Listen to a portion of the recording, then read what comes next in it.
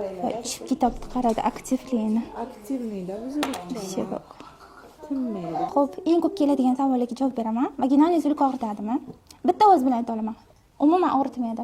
Hattoki zuluk qo'ygan vaqtda tanamizda ozgina chimillash bo'ladi-ku. Boshqa tarafdan umuman hatto sezmaysizlar ham va buni foydalari haqida gapiradigan bo'lsam, birinchi o'rinda sizlarda necha yillardan beri davom etib kelayotgan shamollashda Alloh qudrati bilan 3 ta protsedurani o'zida davolab beradi. Sistit muammolari, polip muammolari, undan tashqari organizmga kechadigan biz bilgan bilmagan kichkina har xil mayda-mayda yarachalar hammasini davolashni boshlaydi. Qanday kengayishlar, tug'ruqdan keyin matka qatlanib qolishlari, undan tashqari matkada juda ham ko'p zamburug'larning ko'payib ketishini oldini oladi. Matkani asl holatiga, ya'ni sog'lom bo'lgan holatga qaytarib beradi.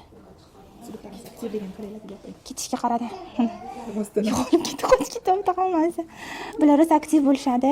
Ya'ni tanada bu bir marta ishlatiladigan zuluk, birdan aytib o'tib ketadi qizlar. Yana ishlatasizlarmi, yana ishlatasizlarmi juda ko'p so'rashadi.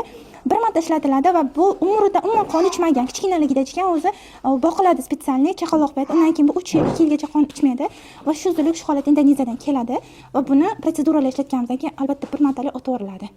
Qo'yib yuboriladi. Shu zuluklarning xususiyati bor ekanki, bular bog'ga qo'yib yuborganimizdan keyin o'zini o'zi yerga ko'mib, o'g'it bo'lib aylanib ketadi. Buni qayta ishlatish umuman mumkin emas.